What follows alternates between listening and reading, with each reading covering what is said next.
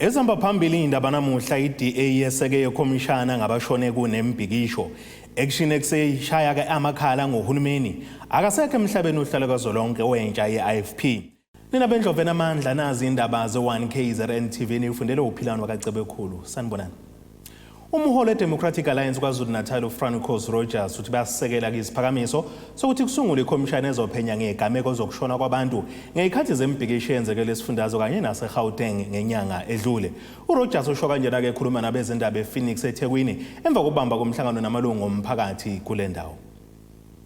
Ubuholi beqembu EDA kuzolonke nakulesi sifundazwe sebuveza ukuthi nakuba busigxeka izenzo zokubulawa kwabantu esifundazweni iKwaZulu-Natal kanye naseGoli ngezikhathi zembhikisho kodwa bafuna kuphenywe ngomsuka wembhikisho kanye nokutatshwa ezitolo ziphinde zicekelwe phansi.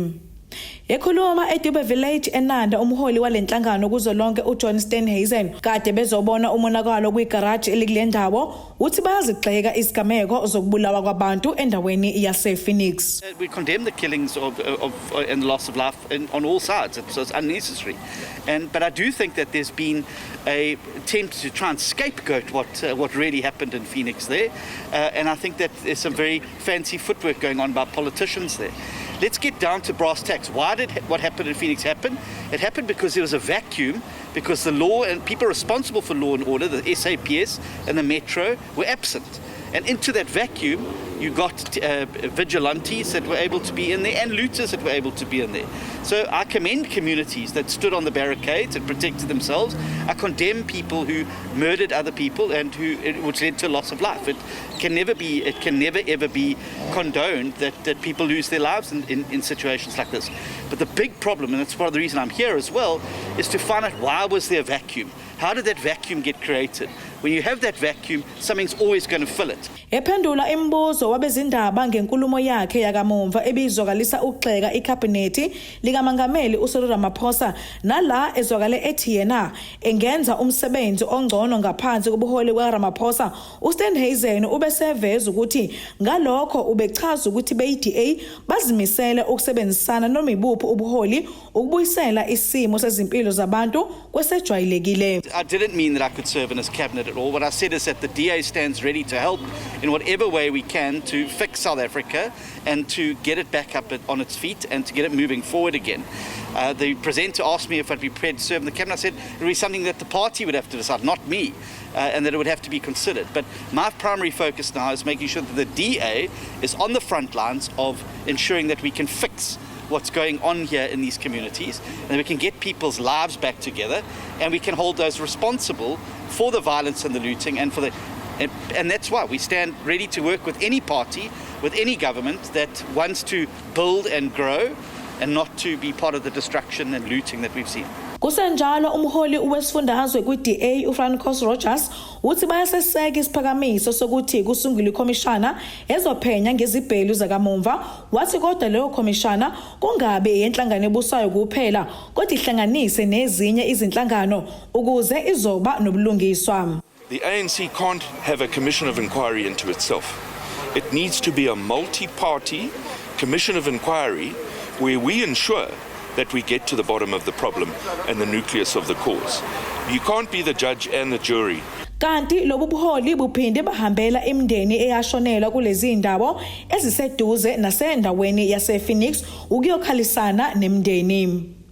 Ngodaba Hosibisi wezindaba ze1KZNTV ngibika ngiseThekwini. Umongameli weAction SA weHerman Mashaba usesolo uhulumeni weqembu lobusalo kaKhongolose ngalokho akubize ngokudicelela phansi isithunzi sabantu abampisholo kanjalo nokuqhubezela phambili ukungalingana emphakathini wakuleli.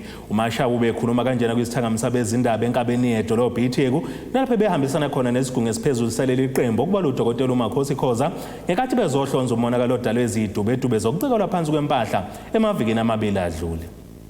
Iqembu lesanda kubunjwa iAction SA liholwa yilowo ebengimeya yomkhandlu waseGoli uHerman Mashaba lizwakalise ungenami ngindlela uhulumeni wesifundazwe kwaZulu-Natal owasingatha ngale isigameko zokucekelwa phansi kwamabhizinisi emavikini amabili edlule. ubuholo phezulu be-Action SA buhambele eThekwini ukuzohlonza umonakalo odalwe isigameko zokungena ngodli emabhizinisini okwenzeka esifundazweni iGauteng kanye KwaZulu-Natal.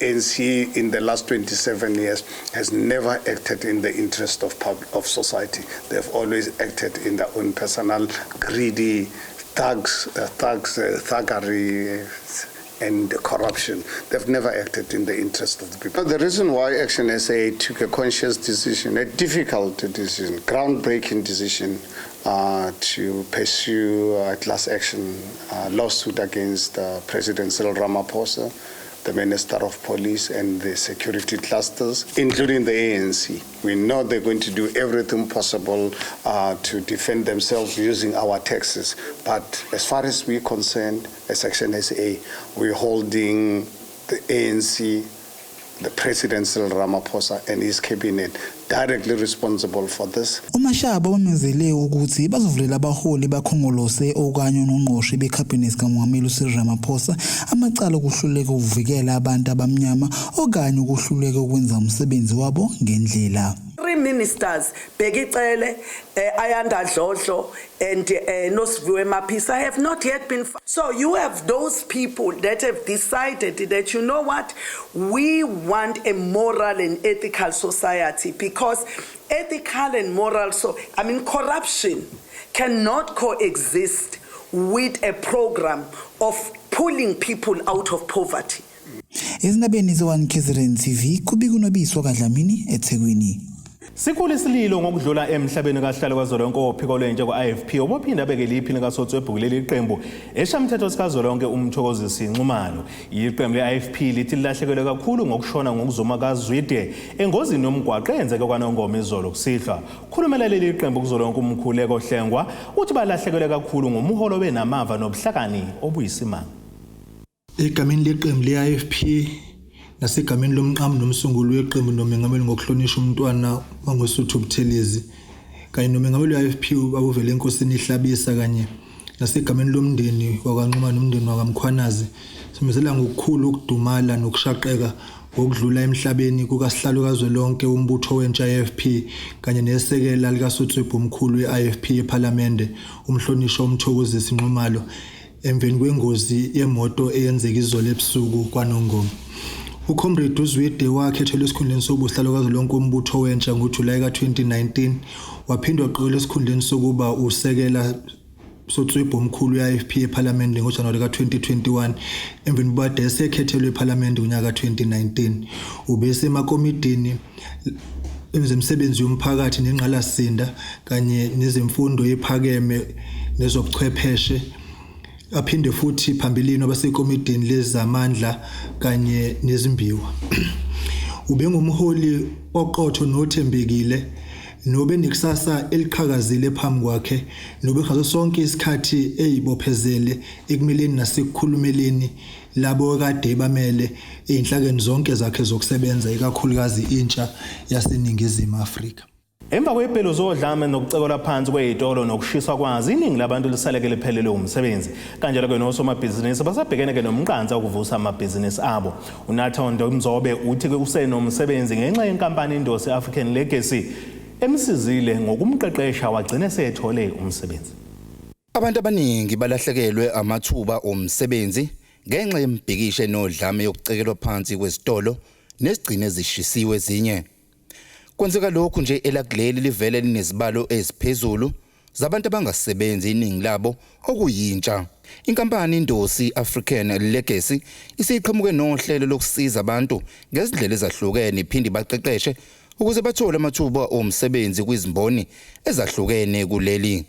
Indosi African Legacy isiza abantu abafisa ukuthola imisebenzi sike sibenzele ama-CV sibasendele emafonini abo sibafundise ngoku-apply online senze ukuthi kube lula ukuthi bekwazi ukuthola imisebenzi bakwazi ukuyi-applyela siphinde futhi sibacele nasey'nkampanini ukuthi meyifuna abantu icela bathathe kuthini siphinde futhi sikwazi nokubafundisa sibatrainele ama-warehouse uma usuthola isitifiketi sasema-warehouse ama-companies wabe sakubandlula nge-working experience nango-matric wabe sakubandlula ngawo siphinde sikufundise nangekhompyutha uthola isitifiketi sethu mase sinikeza i-hands on ukuthi ukwazi ukuyijwayeza amakhompyutha ku-internet cafes khona uzokwazi ukuthi mase uqedile sikwenze ne-reference letter esho ukuthi athi usebenza kuthina kade ufunde kuthina futhi khona uzokwazi uku-apply imisebenzi yakuma-office naku-admin ukwazi ukuthi ube semathubeni nawo ukuthi uqasheke. Intsha esisizakele ngaphansi kwendosi African Legacy iyachaza ngokusizakala kwayo kwazise bese behlala isikhathi eside bengasebenzi. Indosi African Legacy ngihlangene nayo last year nami ngangizwe ngomunye umama engikhonza naye esontweni ezosiza ngokuthi sithole umsebenzi wethu sithole umuntu ozosilekelela sithole umsebenzi kade angufuna kodwa ngahlala naye ke ubhuti Indosi akwazi ukuthola ithuba ukuthi nami ngikwazi ukusebenza njengoba yonke abantu wangitholela e-warehouse eka-game e-River House ila ngisebenza khona wasizakala-ke njengomuntu omusha ngikade ngagcina ngifuna umsebenzi ngikwazi ukuthola mina myself but yena wakwazi ukungitholela wangisiza. Ukuhlangana kwami ne-African Legacy ngahlangana nayo through uma wami ongizalayo owangixhumanisa naye ubhuti ngakwazi ukwenza i-course ye-warehouse. Qala ukusebenza last year July Kempston. Ngisebenza i-defying ngokwesite under uKempston. Senza i-cleaning khona. Le nhlangano Indosi African Legacy isebenzisana nezinhlaka eziningi ezahlukene nosekuyilethele ukuthenjwa ngabantu emphakathini esebenzisana nabo. Ngithanda ukudlulisa nokubonga-ke kubantu abasizayo njengogogo uNgcobo ohlala eSiphingo kanye noMamCili ohlala efolweni ensimbini. Njengomama ibona abomama bake besisize mawukuthi mhlawumbe inkampani bezatha umthamo omningi kuthina zibalekelele nangemali zokugibela. Siyakubonga lokho siyakujabulela. Ngiphinde ngidlulise nokubonga kuma councillor seward 1 Katorish umkhize wasamukela wabathatha kubantu kuthina kanye noZwe Hlambisi onobhala wakhe kanye noMbeje osentshanga wakujabulela umsebenzi wethu bayasiza nabo ukuthi kuqasheke abantu siphinde sibatrain abantu endaweni yabo.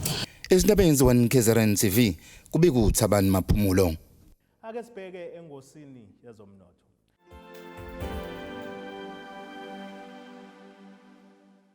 Iranda kuleli bizo 14 rand 62 cents kuyidola laseMelika libe ngo20 rand 33 cents kupondo waseBrithani libe ngo17 rand 36 cents maqhathiswa ne-euro yase-Europe kanti ngegolide yona ime $1,811.88 cents ounce kuthi intengo ngahluziwe yona ibe $75.41 cents umphongolo. Ake sibheke engosini yezemidlalo.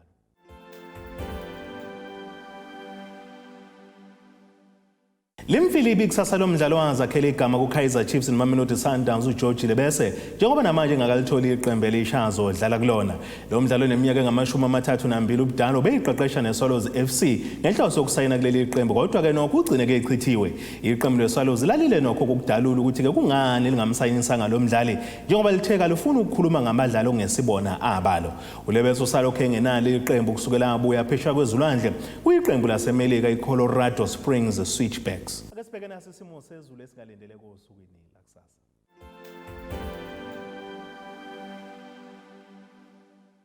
Empangeni ezomboza njengamafa amazinga okushisa u14 ku23 degrees eThekwini okwela kaBanana 11 ku23 degrees eMgungundlovu ngazibomvu eMakhabeleni nasoZwathini 7 ku26 degrees uLunde eMashona kwaNongoma ehlala Nkosi 8 ku26 degrees eXhophe eMantende kohlokozo kogudla ucingo kwelaMabhenanyawo 6 ku23 degrees siphethe ngeFilidi Newcastle eMadade neNtshenteka naseMondlo u7 ku22 degrees. Nina bakamkhumbi igudluka sibone amagumgedlela kwamzimba umntwana nethemba lonke nje le indaba sithi khumu kuze kube ngokuzayo.